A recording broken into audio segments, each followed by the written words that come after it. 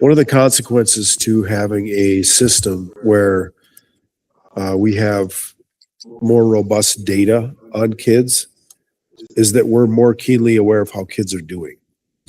And when you're more keenly aware of how kids are doing, all of a sudden these gaps are evidenced.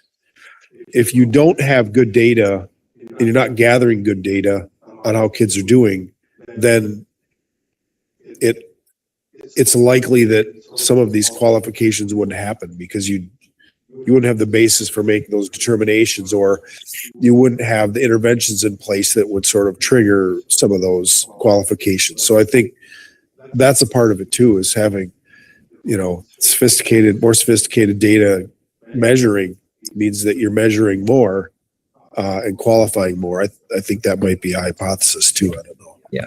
And my hope would be that when we have that data and it's quality data, that we're making responsive changes to the instruction that we're providing, and hopefully we're able to exit more students. Is it fair to say, I'm thinking back to that pie graph, is it fair to say 20 years ago that half of those recognized things weren't even in a list, potentially, as so looking at the behavioral or whatever?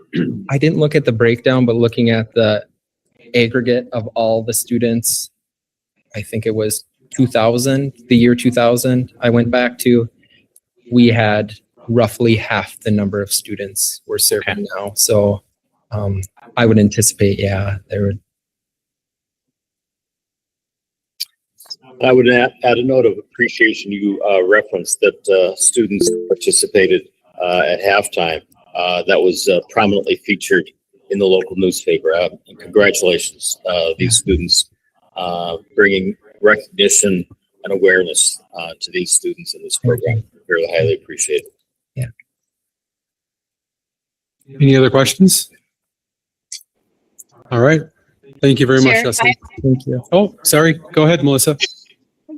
That's okay. So a little bit maybe on what Tom was kind of saying, and that's, did I hear it right? It's almost 1,000 students we have on IEPs? Yep.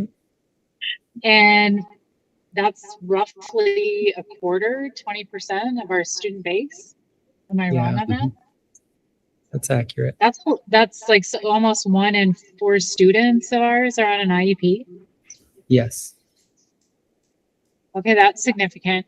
Another question I have is, what about funding structures and what they look like going forward, given that I believe we get a decent amount of money from the federal government on SPED? Do we have any inkling on that? I had some data. So I would say a vast majority of the funding we do get is from state aid. But there is funding from the federal aid. When I looked at the legislation, and I want to say it was, maybe back in January, the different proposed legislation from the House and the Senate, all the bills that were being written or looked at, there was no cuts to special education. Great. That's good to hear. Yeah. Second question I have are, do you have a sense of how many parents actually refuse to test kids? Do we have any sense of that? I don't know. I would say it's fairly infrequent, but it definitely does happen. I don't have any data on that. I could find out, ask some questions. I was just curious because it's been mentioned in the past. So I was just, and it might have been, maybe it was just something that had happened that one particular time, but I was just curious about that. That's all I can think of. Thank you. Thank you very much. Thank you, Melissa. Melissa, I would just add, I know we're kind of running along here, but a couple things that I would add on to that for context. The state average, I believe, is in the 17, 18% area. So we run about 5% higher than state average. And it's typical for regional centers to run higher than state average because of the dynamics that exist the programming kind of capacity and breadth. So that's pretty typical. I saw the same thing as Justin at the federal level with cuts.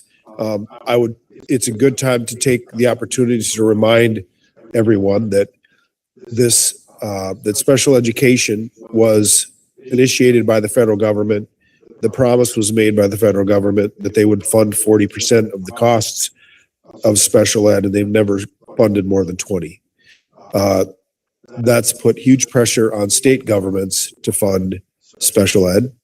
And our state, a number of years ago, created special education cross-subsidy aid, which is intended to help fill the gap between what we spend and what it costs to educate students on IEPs. And that's been a huge thing for school districts, including ours. And it's one of the reasons, if you remember back or look back to the fiscal 24 audit or school year, where you'd see an aid increase for us, it was largely due to that, or a significant part of it was due to that. That said, during the last legislative session, one of the budget solutions the state had was to create a task force to find $250 million in special education efficiencies, and they counted that towards their budget resolution. And the caveat to that is, if they can't find those savings, that will come out of special ed cross-subsidy aid. So if they only come up with $50 million, $200 million is going to come out of cross-subsidy aid, which will affect all school districts, but it will affect districts like ours more, because as a regional center, because our percentage is higher, we need cross-subsidy aid more. So that's why it's on our list that you're going to see or consider later tonight in our legislative priorities to leave that cross-subsidy aid alone. Thanks, Matt. Any other questions for Justin? Thanks, Justin. Thank you. Appreciate your questions. All right, we will take a brief pause, end the work session, and come back in a few minutes at the regular meeting.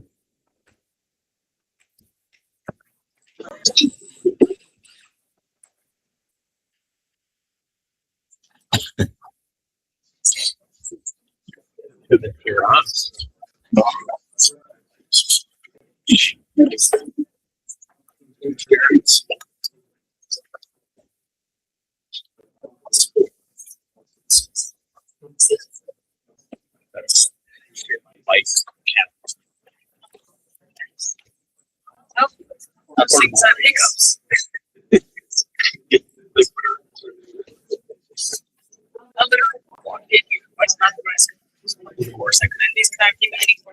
We are ready to get started. Just a reminder to board members, two things, to please turn your microphones on. And then also, all action items will be by roll call tonight. Thank you. Thank you. We're ready to go.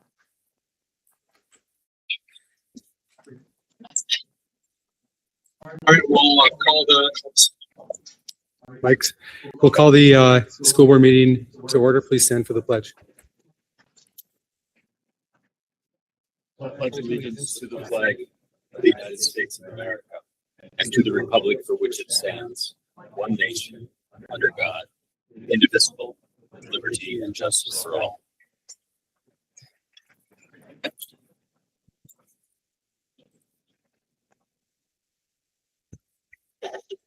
Thank you. The first item on the agenda tonight is approval of the agenda. Do I have a motion? So moved. Moved by Ashley, Second, David. second by David. Any discussion? Hearing none. Julie, can you get a roll call vote? Yes, Melissa Barr, Yes. David Marty, Yes. Dave Cowan, Yes. Ashley Goodman. Yes. And Tom Gustafson. Yes. All right, the agenda is approved. Thank you. The next item up is the Big Fork School Advisory Committee update. Kayla Scrivener. Kayla? Turn my camera on. Are you all in a room together or is everyone online? I can't see everyone tonight. we're having some camera difficulties here Okay. tonight, Kayla, so you'll only That be able to makes hear us. sense. Sorry about that. Okay, that's fine. As long as you're there, I'm going to talk. Thank you so much for having me. I think that things continue to go really well with the Big Fork Advisory Committee, and it has been my pleasure to serve on that committee and help lead it this school year. I wanted to give you an update on, we had been talking about a way to adjust or amend the facility fees policy so that our small youth groups that were paying for space could have better access to the school spaces. And I believe we found a workaround with going through community ed. So we're pursuing that contingent on just making sure that insurance coverage is all good there. So that's been really exciting, and folks are on board with that. And then the other piece I wanted to talk about this evening is we have been talking about our student experience priority with relation to academics and activities. In meeting with our committee and parents and staff and teachers, we're just learning basically two major findings around especially our high school classes and enrollment, which is something we all have been thinking about, is making sure our enrollment is everything it can be, and wanting to make sure that families have all the information so that they can sign up for classes and enroll in Big Fork School. And so we've found kind of two things is one, a lot of families, a lot of parents don't know about the options that there are for secondary classes at Big Fork School. Besides the in-person classes, some of the cool things that we have, like internships and online courses, there just hasn't been effective communication and outreach about those. And so that's when we see a lot of our some students going to the PSEO and other things, or homeschooling, because they're just not aware of what Big Fork School is offering. And then the other thing is that we do realize that just looking at the classes that are offered in person in our building, it's really fewer than any other school in the area, any in our school district, any in the surrounding schools. And so just kind of wrestling with what can we really promote as strengths, as unique opportunities, and then how do we try to keep the school culture and experience really valuable so that students still want to enroll in Big Fork School and be a part of our school without some of the classes that are offered in other buildings. So that's what we have been working on and thinking about, the next school year, and trying to get our enrollment up a little bit. Does anyone have questions for me? Thank you. Kayla, it's David Marty. Hi. Thank you. Interesting presentation. You identified a situation that parents and students are not necessarily aware of the opportunities that they have, and this might be a communication problem. I would wholeheartedly agree with you. What's the solution? What can we do about that? Thank you. We've talked about a few different things. I understand that Grand Rapids School has a model where they have kind of an open house and invite folks in and talk about, go through some of the classes that are offered, go through the course catalog for the next year. Right now, we've had varied success with that kind of like in person, but we are talking about doing an event. So I always think about when you like best practice for communications, you need to try 3 or 4 different kinds of outreach. So, phone call, email, in-person, flyer, try to do a few different ways of reaching people. And I think we got a good plan together for that at our last meeting. But really, trying to flesh out some clear communication objectives and how we want to do outreach so that that information gets out. One of the things this committee has spent a lot of time on is communications and learning that parents and families, it's very inconsistent how they're communicated with and how they're getting their information. And so that's kind of been a sort of an undercurrent in everything that we're tackling this year. So we're hoping with the course catalog and enrollment for next year, we can have a really targeted approach on that. Thank you. Any other questions for Kayla? Kayla, this is Ashley Goodman. You mentioned that there are just kind of there's different methods of communication that are kind of inconsistent with your families up there. Are you finding that there's more inconsistency with like possible online communications, or is there any particular, is there one method over another that you're finding is a little bit more difficult to reach families? Like, just meaning that online might not be accessible or as accessible to most families in that general area. So are you finding that those might be the families that are not getting as much communication as they could be if Right. that were the case? Yeah. Yeah, so we talked about that, and we talked about how there's there's not one website that everybody goes to get information, and sometimes it's an email, and sometimes it might be a paper letter home, and sometimes it might be a lot of our communications are done actually through a Facebook website, which is where most people get most of their information, the most up-to-date announcements and flyers and things. And so it would be really nice to do a survey and figure out like, oh, you know, for real, where are people getting their information? What's most effective? We don't have any plans to do that, but we know just anecdotally from the number of parents that we have in our relationship with the PTA that some people check email, and like you said, some people don't, and some people might have consistent access to internet. So it really need to be like a triple method in terms of doing that outreach. Kayla, this is Dave Cowan. I think, Matt, do you recall when we were doing the forward, one of the first forward meetings, we had the survey and they talked about I think the largest source of information was friends and family. Yep. Is that correct? And so I think that's interesting, Kayla, as you think about, we had some big folk here as well during that session. And I think that's interesting to know is somebody knows and then they tell somebody else. Yeah, I got my text phone tree that I always like, my set of families that we always alert each other when we hear about things. So absolutely, yeah. I just think that's interesting. As you think about the communication strategy, it's interesting to know that still the biggest source of information is from other people. Mm-hmm. So, Oh, I agree. Any other questions for Kayla? Thank you for the time this evening. Thanks, Kayla. Have a nice night. you. Bye. All right, the next item is principal report from Cohasset Elementary, Ryan Siegley. Good evening.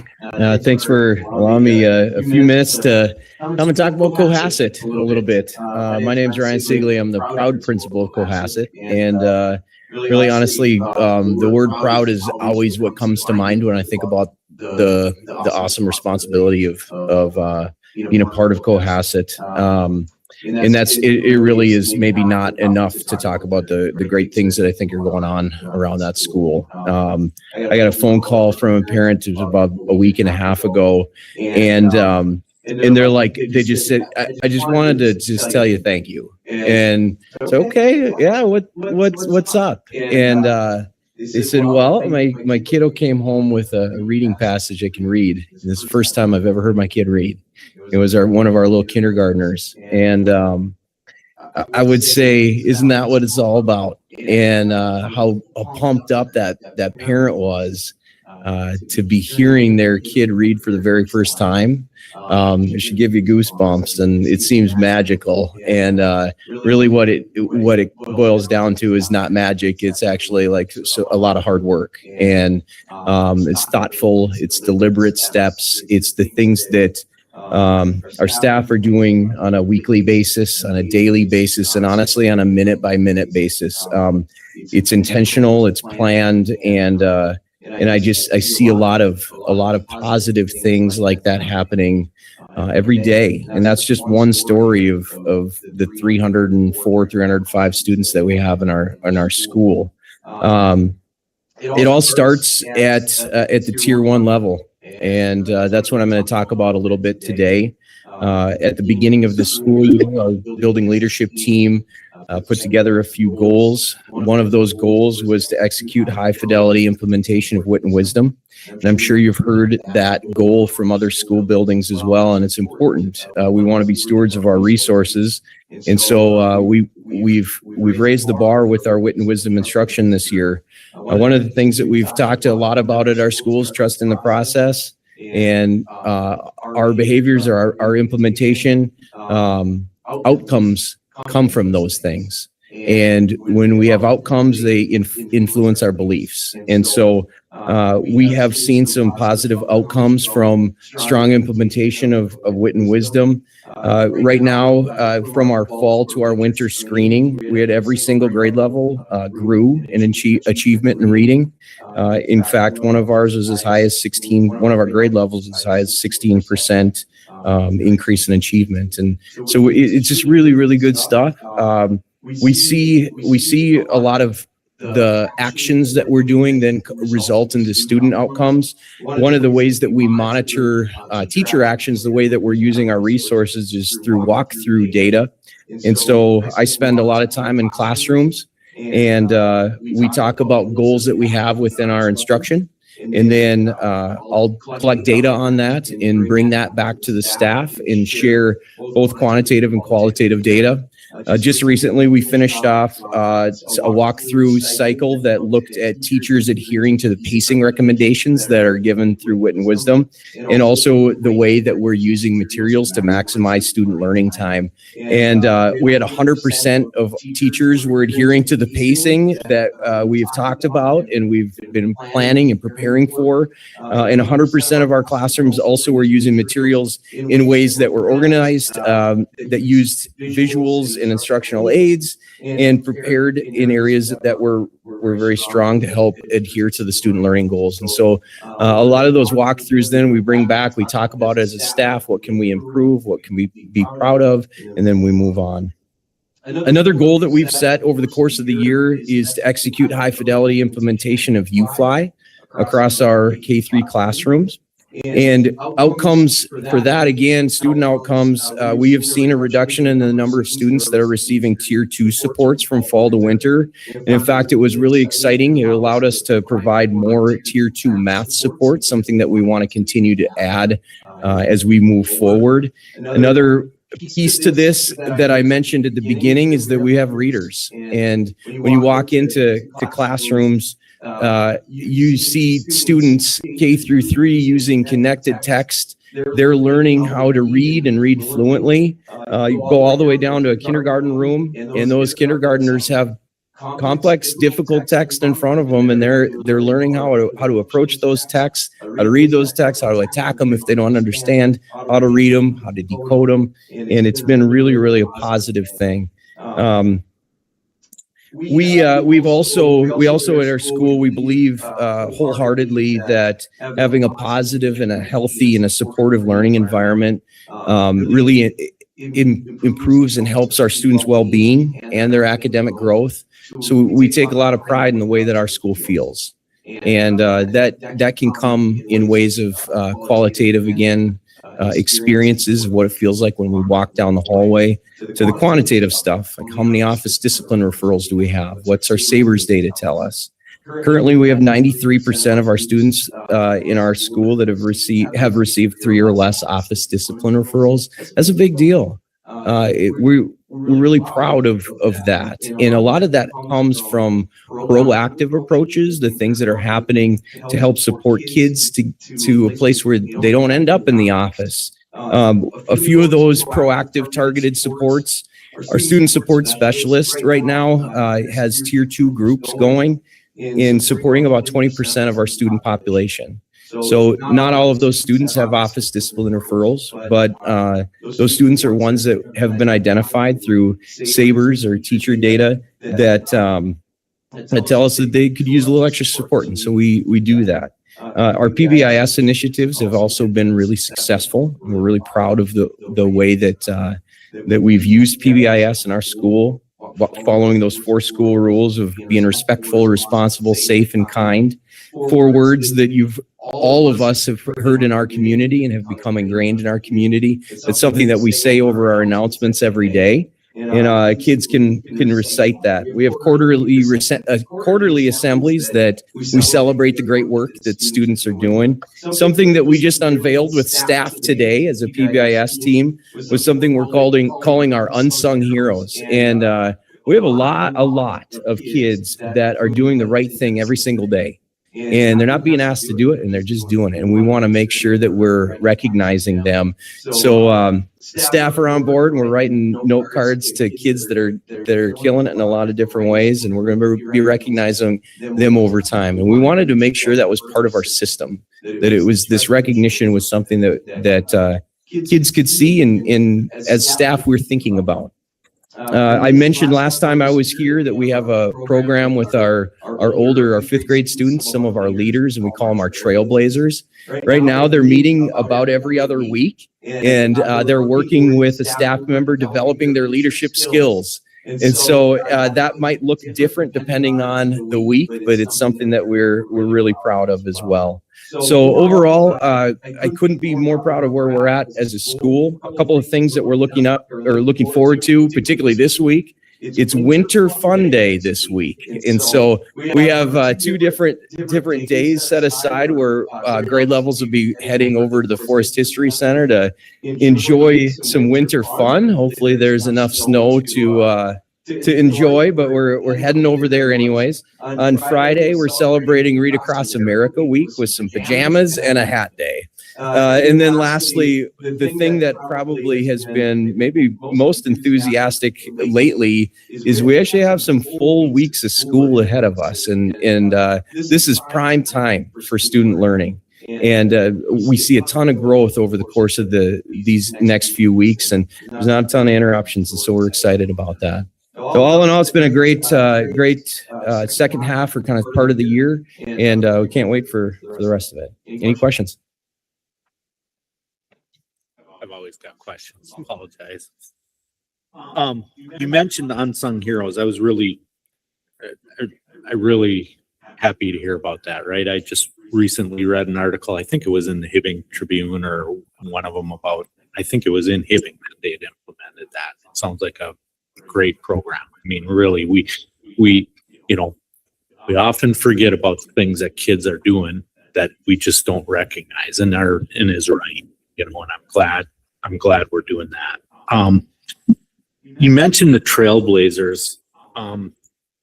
What grades do you typically have participate in? It's been our fifth graders this year. Mm-hmm. This is the first year we've done it, and it's morphed.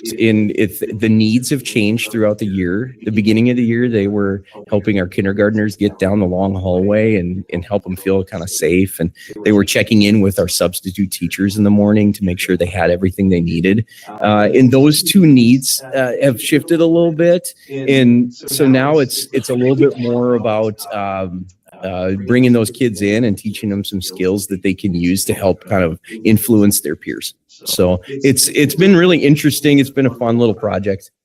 How many students do you have participated in that? Yeah, that's a great question. How do you identify students for that, or how?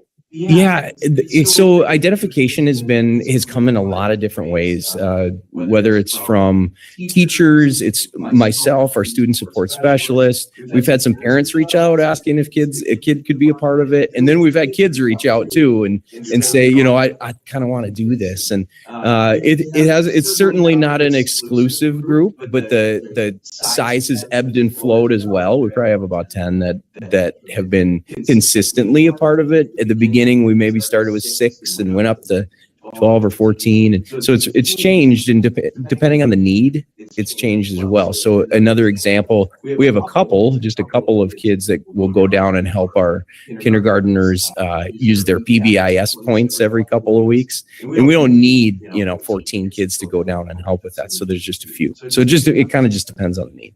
So as it changes here, do you like, how does that select? I'm trying to envision how that is that do these kids get together as a group every once in a while and talk about what they should, do they kind of participate in a peer session of how they can help other students, or how? Yeah, that's exactly what it looks like right now. Earlier in the year, it didn't look like that, but okay. Right now it's kind of this little group, and they'll sit around the table and talk about a leadership skill. And so I anticipate it's going to look different again. And that's good. We want it to kind of ebb and flow depending on the needs of the building.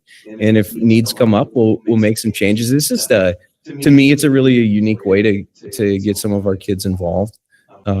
and we always want to make sure we do that. And then back to the unsung heroes thing, I think that's, we just have so many incredible students that, they're always doing the right thing, and we take advantage of that. And sometimes it's good to be able to just recognize that they've got these amazing talents and skills that we can tap into, make our place better.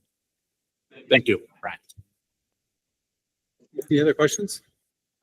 I had one for you, Ryan. You mentioned the quarterly assembly. Is that something that we could potentially participate in or come in, not participate, but just observe? Yeah, if you want to participate, you're welcome to participate as well. I'd love to observe. Yeah, that would be great. We would love that. So quarter 3 is wrapping up here pretty quickly, and I can send you out the date and time. We haven't set it yet, but it's usually leading right up to the end of the quarter, right at the beginning of that next quarter. It's just a great feel good way to celebrate good things happening. And this year has been interesting, as there typically every assembly we've had, we put together a little skit, and whether it's kids or staff members, they dress up and share like a type of something that we're emphasizing. So whether it's being respectful or responsible, this next one will be all about being safe. And so we'll have some unique characters show up during those assemblies, and the kids think it's kind of funny. So yeah, please send those out. Yeah, I'd love to do that. And please to all board members. Sure. Any other questions? Thanks, Ryan. All right, thank you. Great report.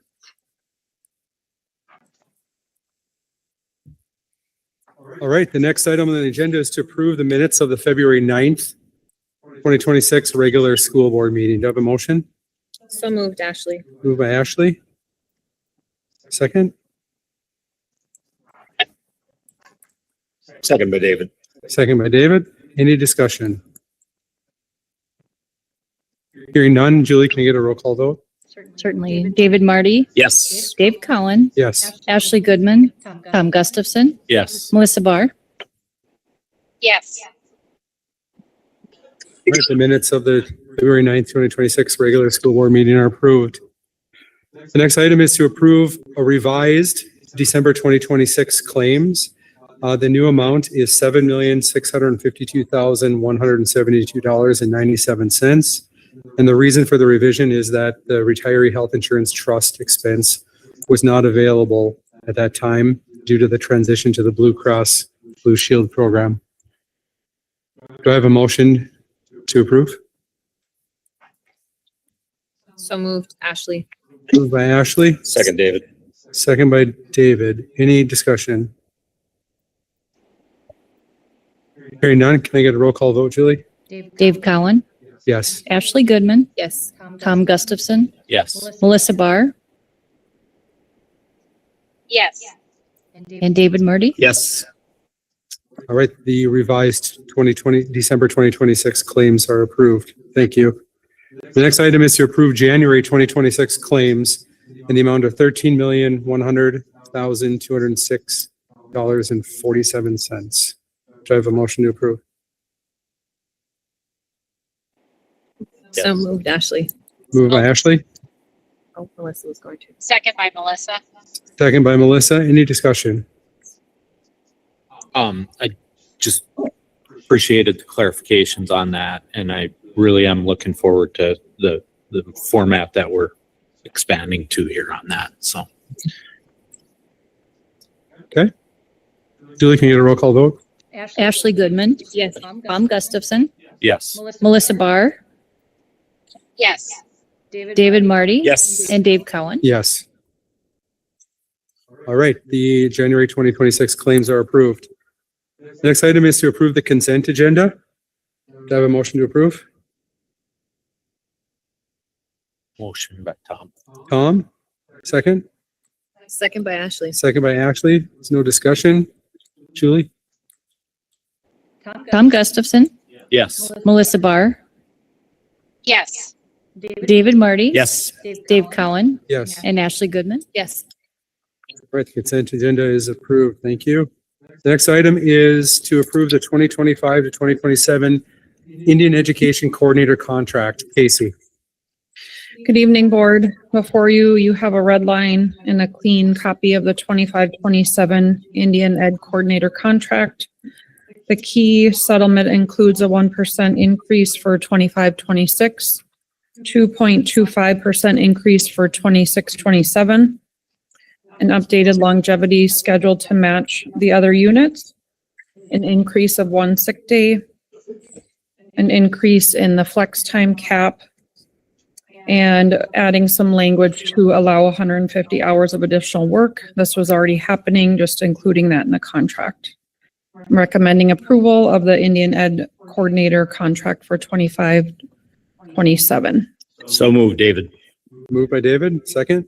Second by Ashley. Second by Ashley. Any discussion? Hearing none. Julie? Melissa Barr, Yes. David Marty. Yes. Dave Cowan, Yes. Ashley Goodman, Yes. and Tom Gustafson. Yes.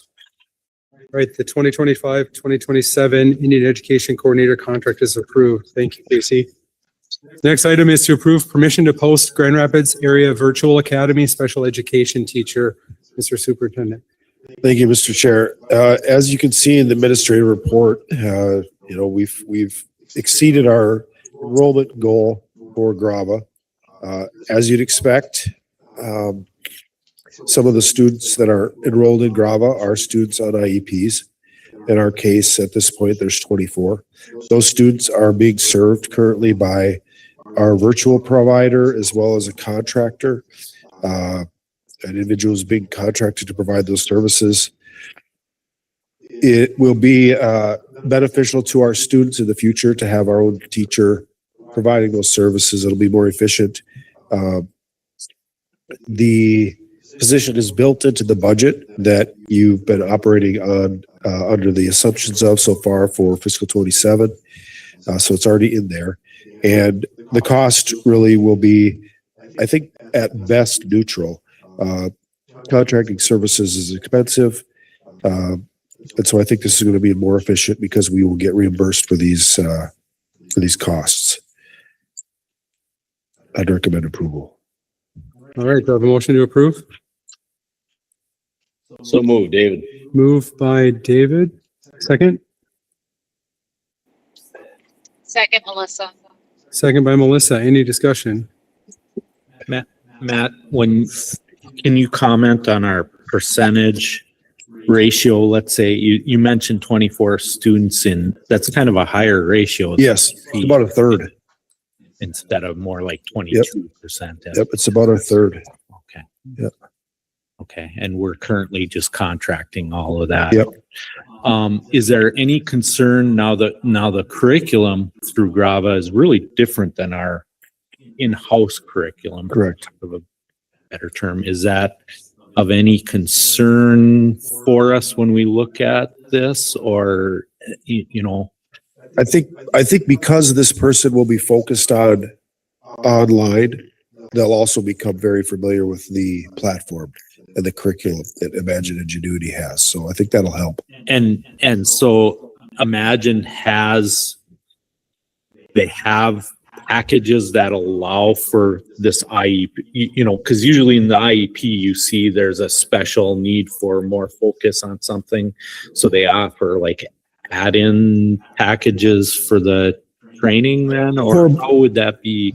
I guess I'm trying to envision how an actual intervention is. I don't know if intervention is the right term, but how an action plan would actually be implemented.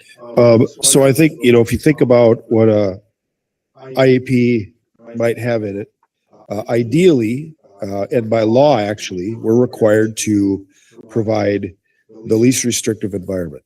And that means that if a student on an IEP can attend a classroom like everyone else, that's what they have to do.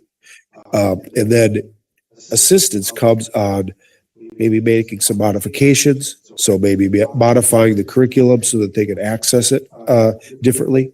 So our students on IEPs that are in Grava, in most cases, in many cases for sure, but probably most, will have regular ed teachers that they'll be working with as well. This teacher will be working alongside them, just like they would at the high school or the middle school or the elementaries, working alongside regular ed teachers to make sure that if the student needs additional, language support, that's being provided. If they need modifications on assignments, that's being provided. If they need speech services, that those are being arranged. And then a part of it is also case managing. So managing that IEP process that Justin talked about. That's kind of the second half of the work. Justin, would you add anything to that, or? No, I feel like you can. I just think it's important that the understanding that the special education teacher is really there to focus on those IEP objectives and making sure that there's that access to those general education classes. There's a method that the provider gives us, like what are the accommodations that it's almost like a request. So just making sure that those gen ed classes on the ground that we're using are accessible to students. So one of the things I kind of heard is the state almost requires face-to-face, if possible, on some of this. Well, not face-to-face. How did you? They require the least restrictive environment. Yeah, that's the terminology. Yep. Okay. Yep. So really, when we're outsourcing that, how do they? It's very difficult for them to achieve that, wouldn't it be? Or Well, it's not necessarily, it's not face-to-face, like the face-to-face as a requirement. It's, if they're online, the least restrictive environment would be to be interfacing with a regular ed teacher, just like any other student. That would be least restrictive. The most restrictive would be that they're never interfacing with their online teacher or curriculum. they get Like, email? They get everything separate, like they're only working with their special ed teacher. That would be a very restrictive environment if they're only working with their special ed teacher. So, yeah. Thank you. I misunderstood. An analogy in our face-to-face or our brick and mortar classrooms would be, we have some students that are in their regular ed classrooms all day long. They have very little support. If they have a need, they see their special ed teacher, but it's very, very little. We have some students that might be pulled out of their regular ed classrooms from time to time when they need homework help or something like that. They might be in the regular ed classroom some, special ed classroom some. That would be more restrictive, right? And then on the other end of the continuum, same thing. Kids that might be in a program that's separate or more separate most of the day. Yeah, that helps. I was really misapplying the least restrictive, what the definition of that was. Okay. Thank you. Any further discussion? Hearing none, Julie? David Marty, Yes. Dave Cowan, Yes. Ashley Goodman, Yes. Tom Gustafson, Melissa Barr. Yes. All right, the permission to post the Grava special education teacher is approved. Thank you. The next item is to approve the memorandum of understanding regarding stipend and salary on the superintendent and human resources director for the 25 to 27 contracts. And that's an administrative report from myself. The 2025, 2026, and the 2026, 2027 contracts for the superintendent and HR director were settled prior to other district employee contracts. Their current contract language states no salary increases for either year of the contract, 25 to 26 and 26 to 27, which is not consistent with the remainder of the district contracts. To provide consistency and ensure all employees receive comparable increases, I recommend approval of this MOU. Do I have a motion to approve? So moved. Ashley. Moved by Ashley. Second? Second, David. Second by David. Any discussion? I have a lot of concerns with this myself, and I guess the first question I ask myself, first of all, anything I'm saying here is not reflective on these individuals' performance at all. I think they've done a great job. I'm not trying to insinuate any concerns about performance by what I'm saying, but my biggest concern comes in is if we had another negotiating group, would we be doing this same thing with them? And are we opening this up for discussion every time?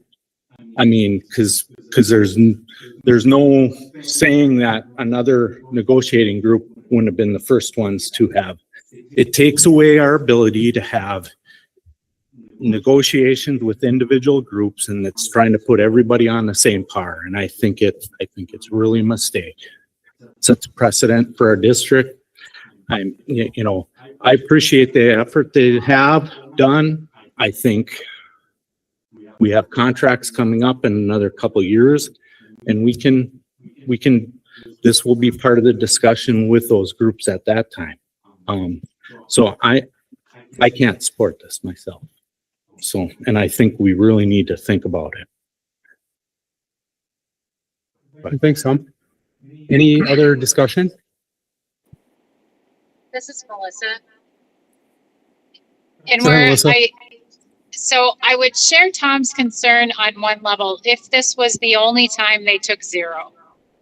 But these two contracts have taken 0 and 0 because of the situation for which they were in before. And they are their own negotiating units. And so I feel like when you do land management and those first ones that settle can sometimes get, for lack of a better word, screwed because they settle first.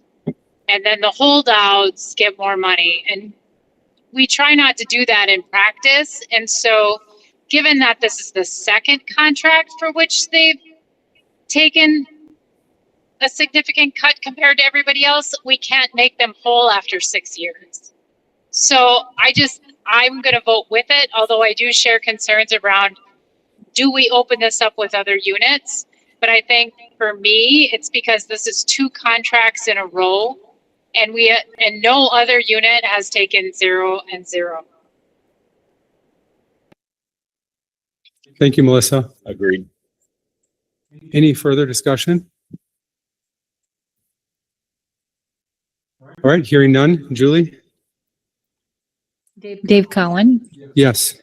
Ashley Goodman, Yes. Tom Gustafson, No. Melissa Barr, Yes.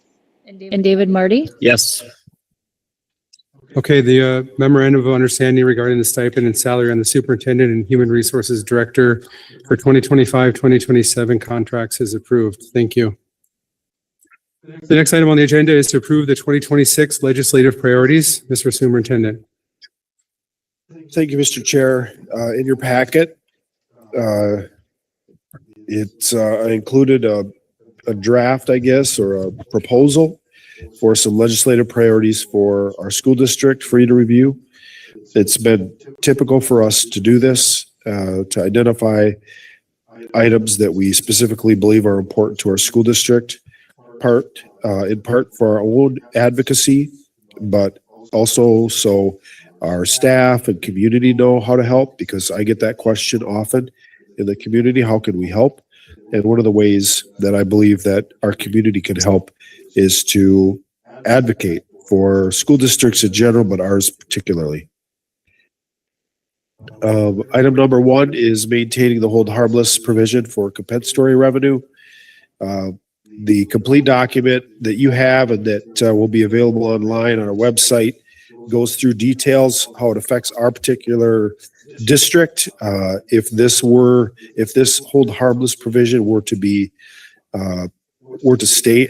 not come into place, it's set to expire.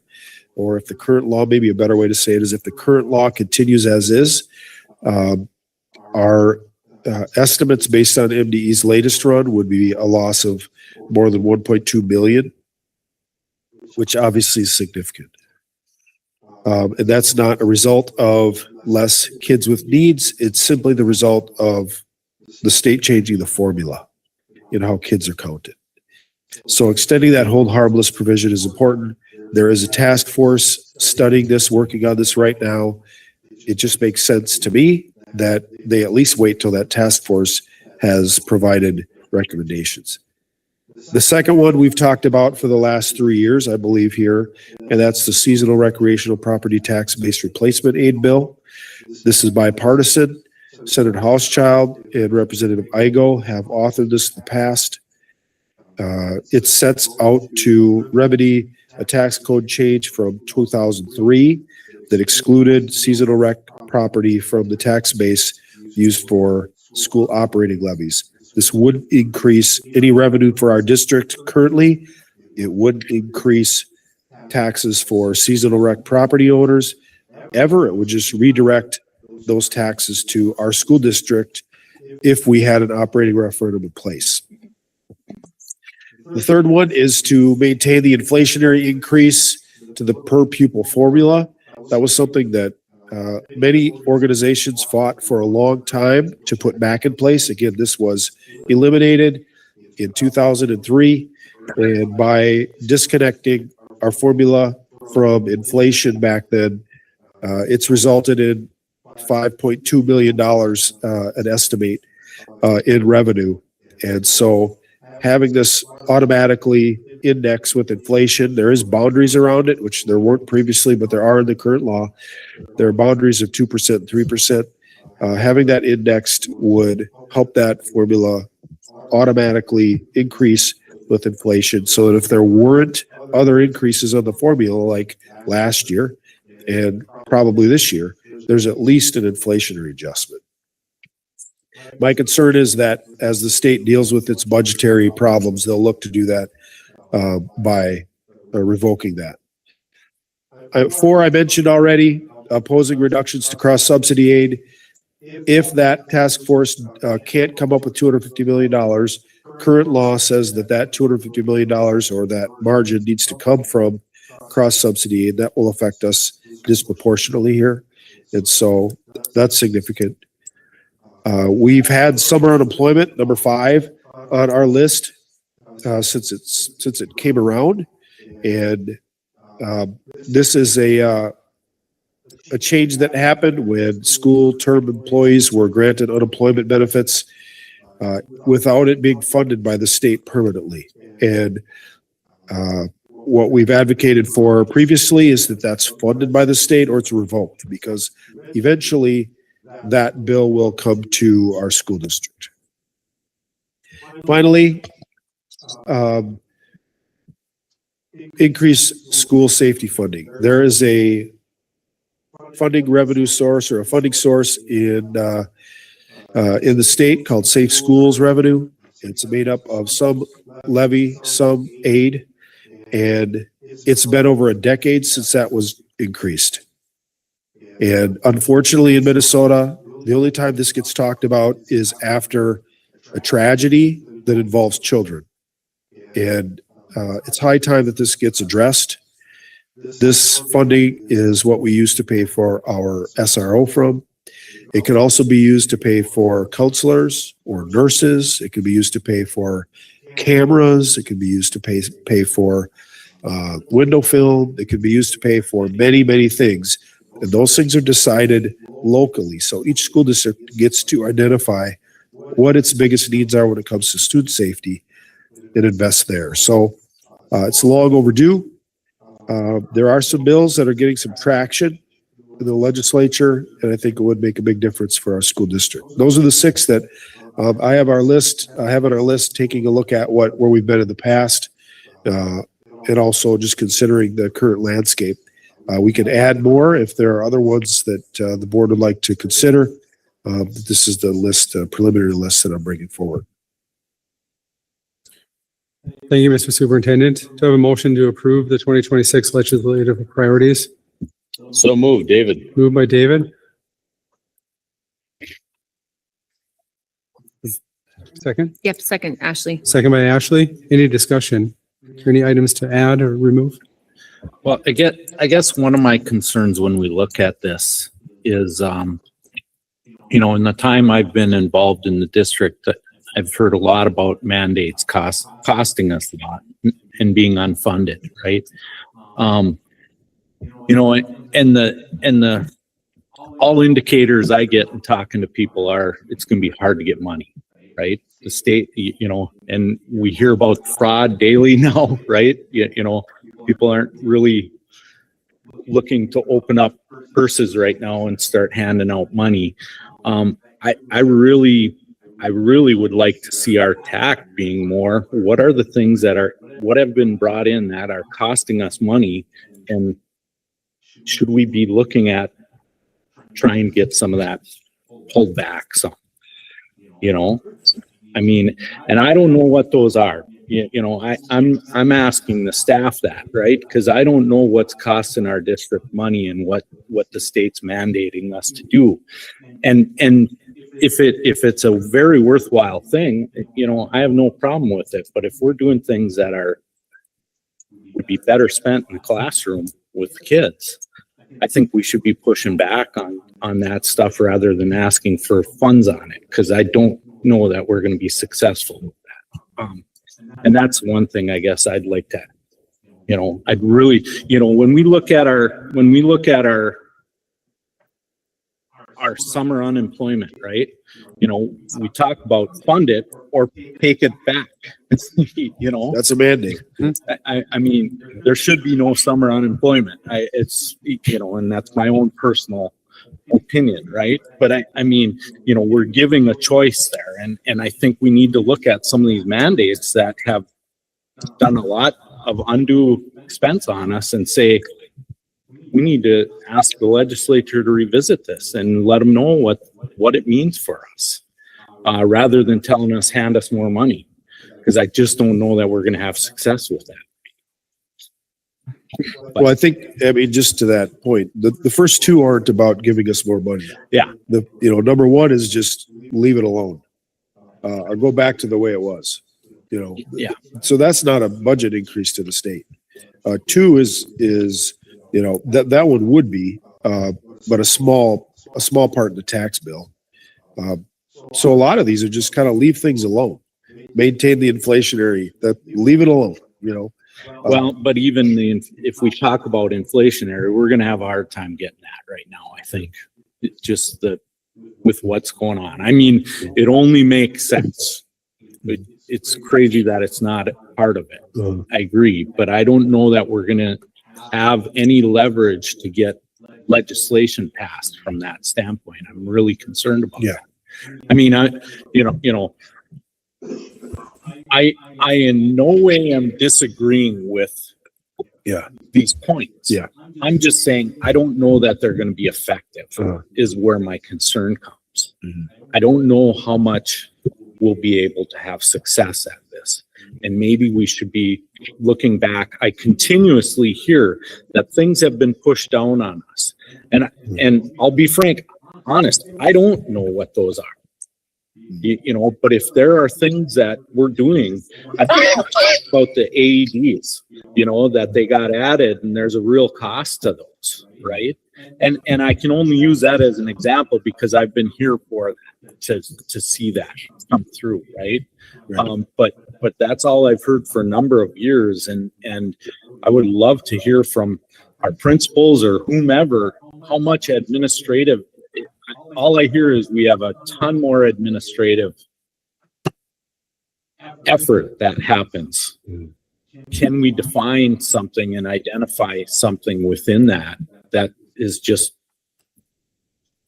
potentially low-hanging fruit for legislation? I don't know, and I'm asking them. Yeah, I can look at the list. I think the most expensive ones are the hardest ones to sort of unwind, right? Like the READ Act was a big one. Huge mandate. I think on principle, it was good, but it was money the state decided to spend in a particular way.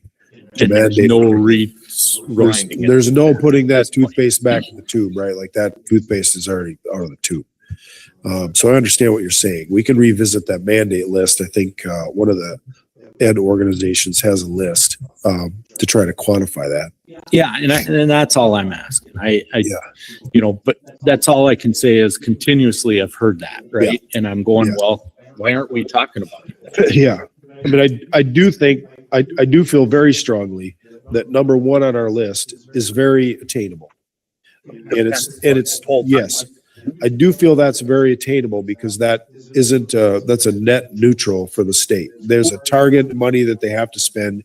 This is just about the formula they're using. Yeah, it's just who gets it. Right. It's a It distribution. doesn't change a pie. Right. It just Yep. changes where the pie gets distributed. Yeah. And I think that's affected enough districts that there's a lot of talk about it. Well, and not only that, but they've formed a committee to Right. look at it. So it They kind know of it's a big- subverts, it subverts what they're doing to do it. Right. So anyways, Melissa, do you have a comment? Yeah, I would just say it's a policy year, not a budget year. And so everything that's being carried clearly has a fiscal note to it. Fiscal neutral, like the first, some of the tax pieces that you've said are great, but the problem last year was really came down to how was the rest of the state going to fill that gap? And they don't know. And our fiscal budget looks better than we thought it was going to look. Although with some of what's happening with the fraud and then federal reimbursements, there's some questions there that I think the budget office has to figure out. But it is a policy year, not a budget year. The budget was passed last year, so unless it's a policy that really has no fiscal impact or it's a bond, there's talk of bonding, which they haven't been able to do for a few years now. So I just think create good policy priorities, but manage expectations because this year's fast and furious, and there are a lot of hot topics that our members are attacking.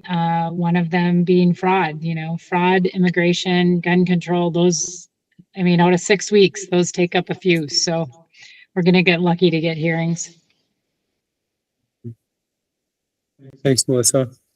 Mr. Chair, I find these items are all very consistent with the position of the Minnesota School Board Association and our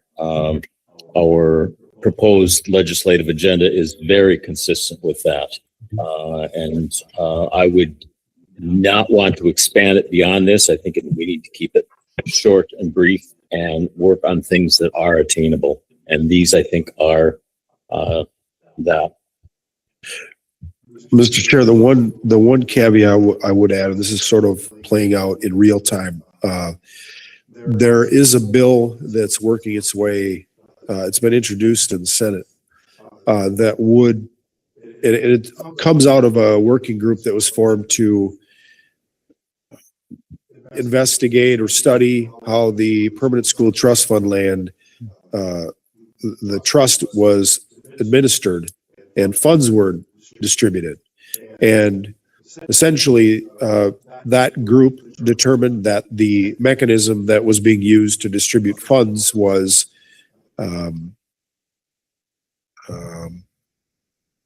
not as substantial as it could have been or outdated.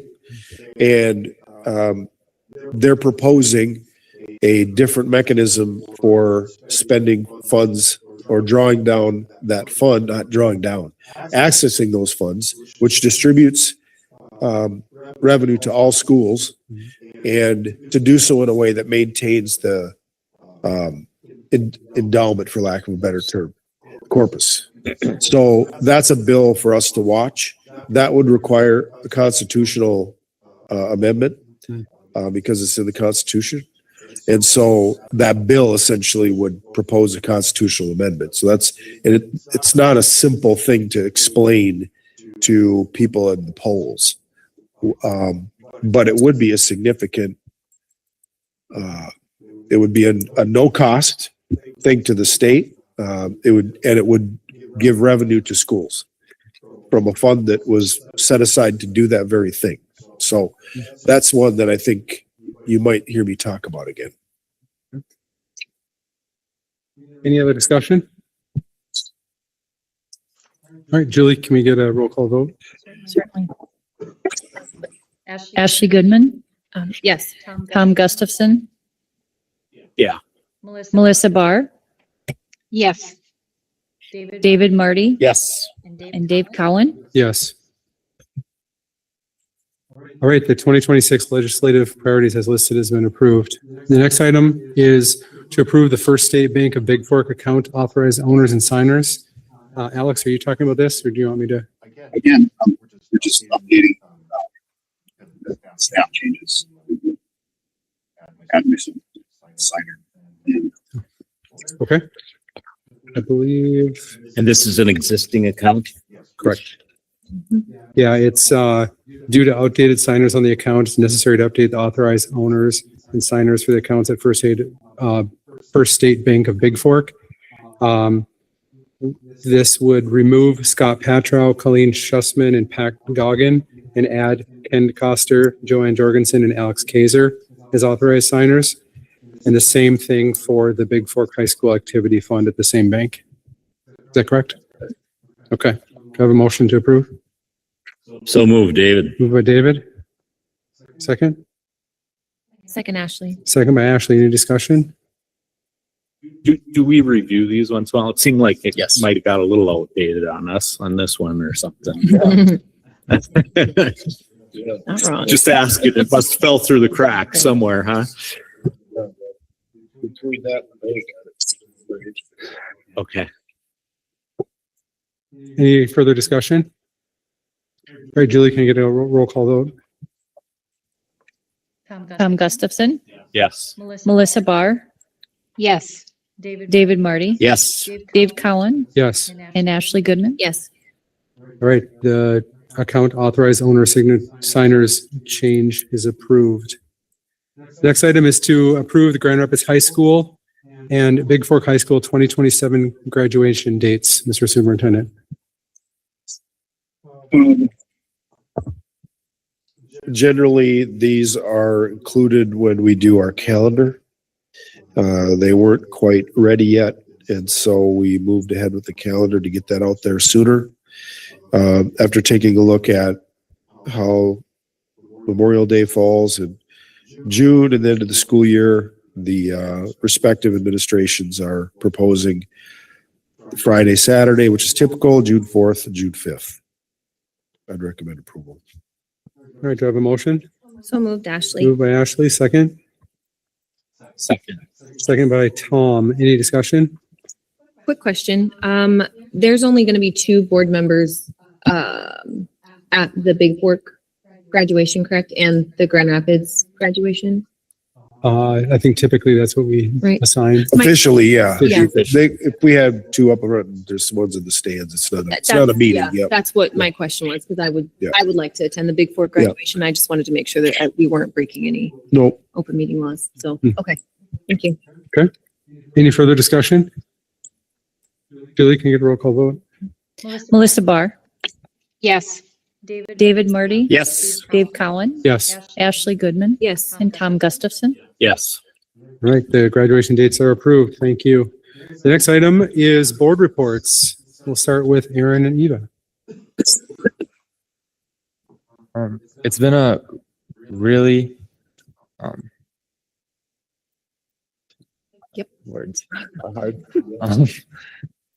Exciting couple of weeks for sports with playoff seasons. Girls hockey had a strong go, but they got knocked out in section finals. Boys hockey plays on Thursday in state quarterfinals against Rosemont at Grand Casino Arena. Girls basketball had their last game on Wednesday against Hermantown. Boys basketball has the section quarterfinal game at home against North Branch on Wednesday. Boys swim and dive had state last weekend and placed 8th overall, which is their highest finish since 2006. The medley relay placed 3rd and had several notable individual performances, like 4th in the 100 breast, 9th and 10th in diving, and then 14th in the 100 fly and 50 free. Wrestling had boys and girls state last weekend, with Christian Jelly winning the championship and Dustin Skelly getting 5th. And then Bennett Williams made an appearance at state for Nordic skiing. Then spring sports will be starting up here in the next month, with baseball, softball, boys and girls lacrosse, track and field, boys tennis, and trap shooting. And then new this year, girls flag football is being funded by the Minnesota Vikings. And then for clubs, so student council has a meeting on Wednesday. We're getting ready for spring fling. So just like that fun week before prom and just kind of discussing some events we're going to do in March. Key Club has a meeting tomorrow and we're going to decide all of our volunteer events for March. I know there's some talk of something new. I've been talking with my advisors, so hopefully that can go through and we'll do something with women's history.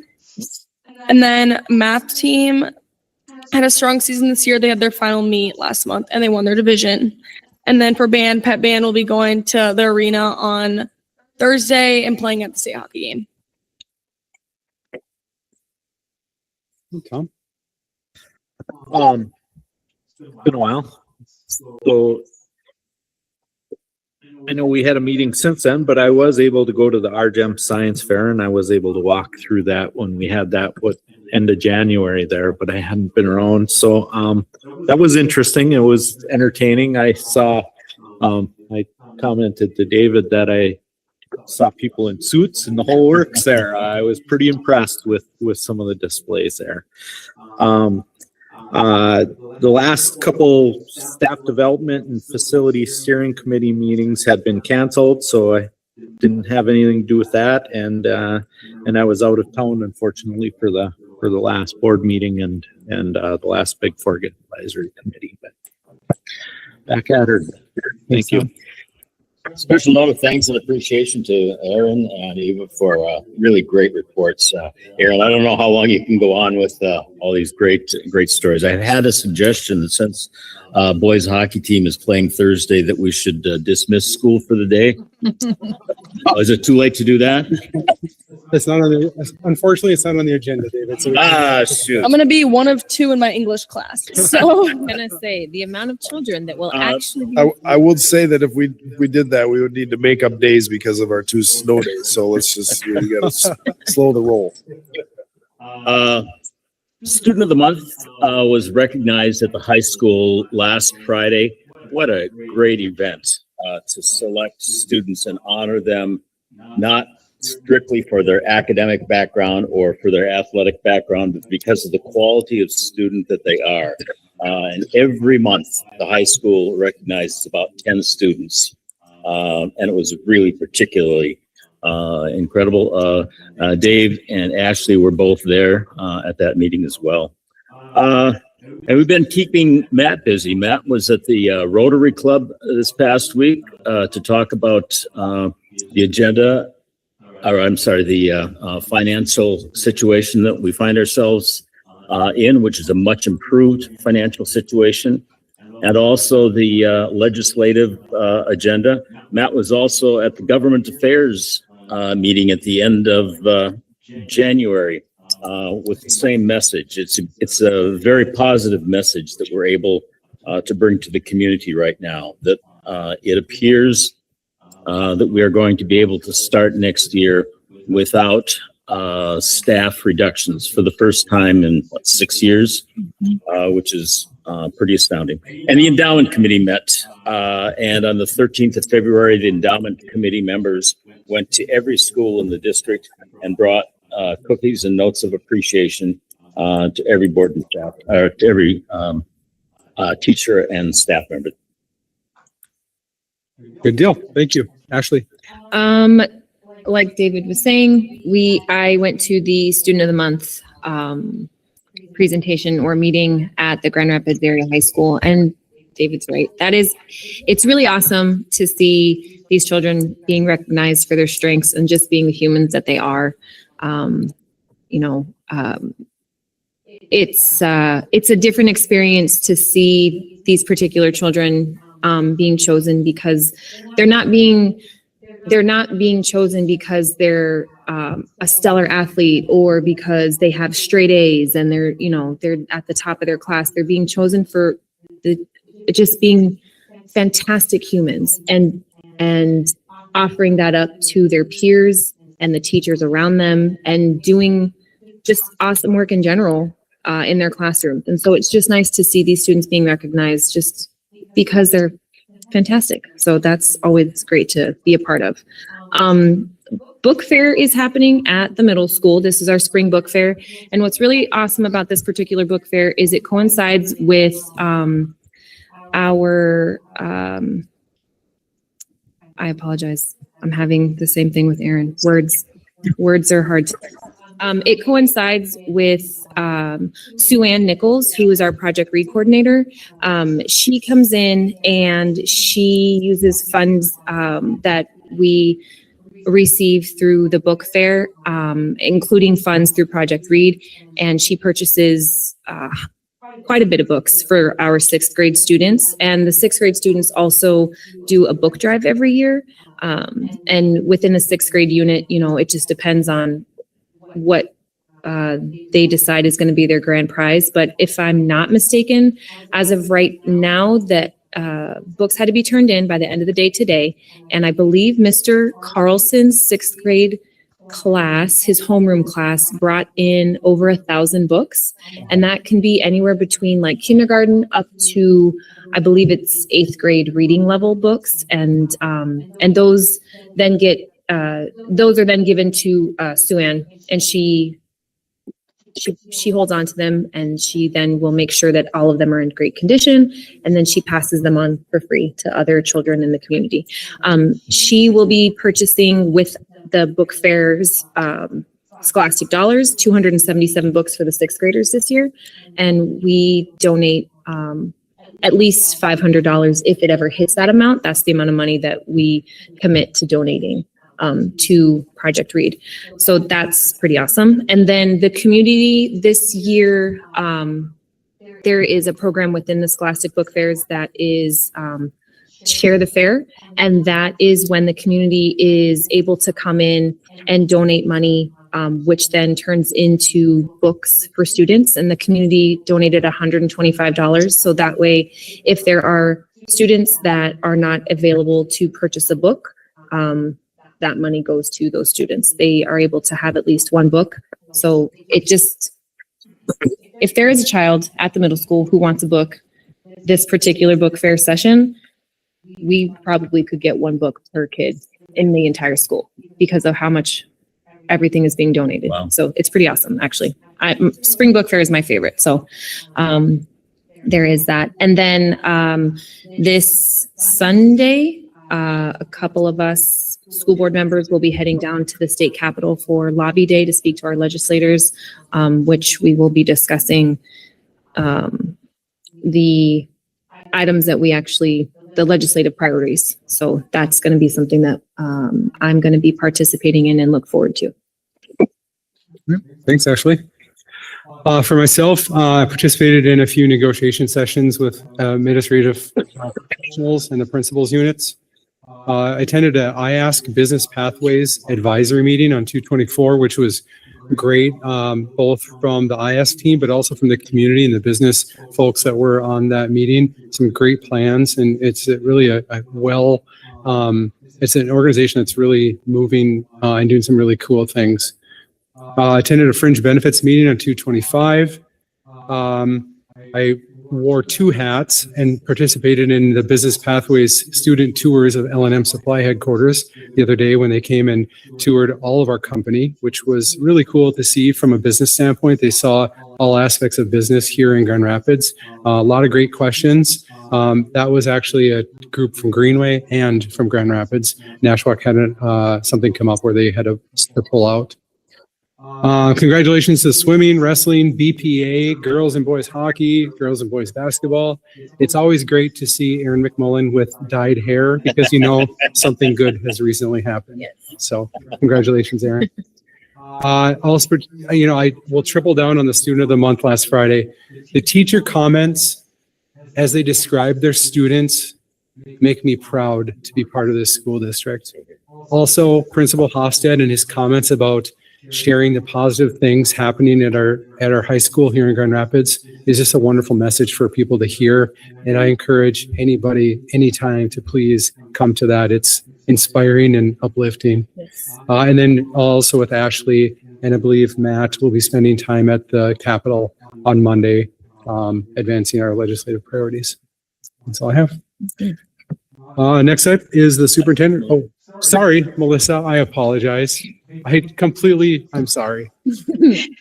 Out Melissa. of sight, out of mind, right? I tried to see, no, the couple meetings I had got canceled or moved. So, I have, I love the student of the month. That is the best place to be. And maybe somehow we can broadcast that with ICTV or something. Cause I think that those students deserve some time. Cause we do the sign day for I Ask for the kids. And so maybe that's something we can do, but just as I was thinking, trying to figure out how to share that broader, than what it is. Cause that's a really cool thing. And congratulations to all of the student, athletes and all of those participating in activities because man, they are rock stars. We have more kids per capita that show up at things like that, I think, than anyone else. And I would go on record saying that. So congratulations. Thank you, Melissa. One more thing I would also call out is that not only will the Grand Rapids hockey team be playing Rosemount, I think there will be a battle of the bands happening as well. Oh, yeah. At said meeting. So, looking forward to this. Yep. I would also just like to point out that yet again, our swim team went to state, Mr. Gross. I love it. And you should have seen them on their send off. Yes, I did see them on their ties. They look so good. I did. Oof. Fantastic. I loved it. They did great. Right. They did great. Sure is good that we're taking good care of that pool, right? Yes, Ashley? it is. See, it's very important. Outstanding. You hear this, Alex? Yeah, okay. We'll talk later. Mr. Superintendent. All right, thank you. I'm going to keep this short. I think you can tell I'm running out of words in my throat. We did have to reschedule our forward meeting until March 24th because of all the awesome things that are happening. So that was a good reason to move that. We had some notable recognition in the last month. The night of our Big Fork School Advisory Committee meeting, Greg Powell was recognized for his retirement for 41 years of coaching in Big Fork, which is just an incredible number when you consider bus rides and things like that. So amazing. People that have checked out the paper probably saw that Janaea Zenzen has been announced as a semifinalist for Minnesota Teacher of the Year, which is really, really neat. And so congratulations to her. And then also we had in the last month, Bus Driver Appreciation Day. It was actually the day that we called school off. It was Bus Driver Appreciation Day. But there was a cool article in the paper recently also about Lauren Yost, who's been driving for 54 years. So pretty cool anniversary, and also coming in the same month as Bus Driver Appreciation Day. I'll call it right there. Thank you. All right. Thank you, Matt. All right. Just a reminder that upcoming school board committee and meeting dates are posted on each agenda, and they can be found on the district website and on the designated posting site here at the ISD 318 Educational Services Center. Is there any other business to come before the board? Julie, has anyone signed up to speak at public input? No one has signed up. Thanks, Julie. And now as a change, I'd like to get a motion to adjourn. Do I have a motion to adjourn? Moved by Ashley, second. Second by David. I think we need a roll call vote. Yep. Melissa Barr, Yes. David Marty. Yes. Dave Cohen, Yes. Ashley Goodman. Yes. Tom Gustafson. Yes. Thank you. We're adjourned. Great, thank you. Is that where, we're having a motion to adjourn? Yeah, so I went to the training for the chair. Justin, I want to say hello. I went to the training for the chair. Yeah. It's actually required. Oh, I thought it was.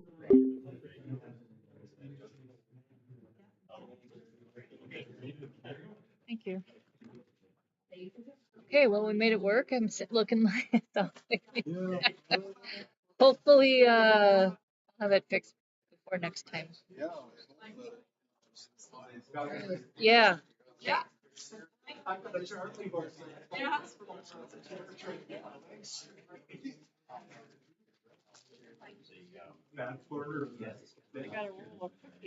All right. It's, yeah, there you go.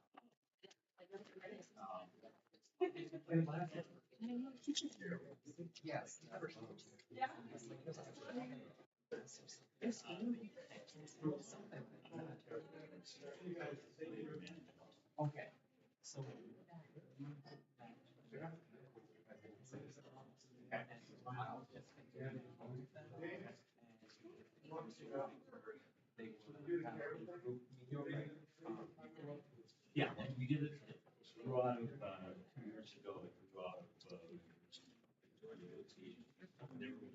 there's nothing in the, agreement, so we don't legally have to do it, but as long as you're following up on it. Yes. You can never use a board presence there. You have to step in. Well done. Thank you.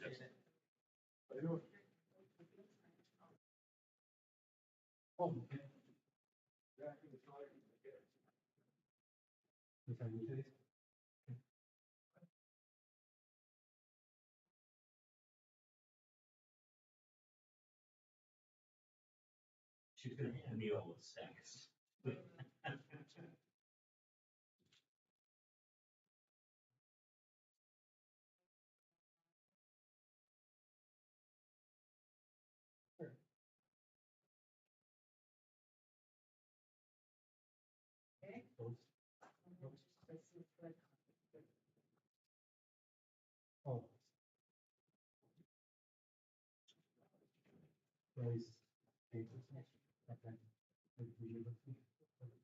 Thanks.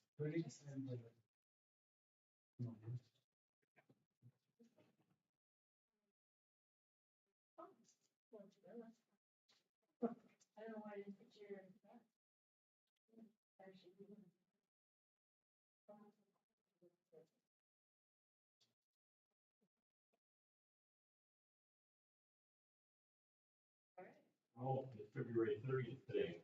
February 30th. My phone didn't. Okay, thank you. Everyone do it?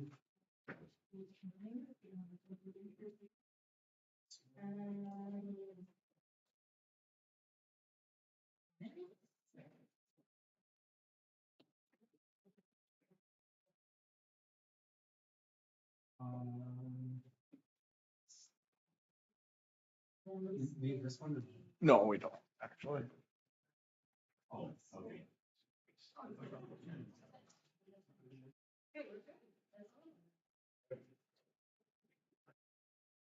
Oh, you're on. Yeah, not lots of words. I think it's convenient. Hey, thanks for the meeting. Yes, thank you.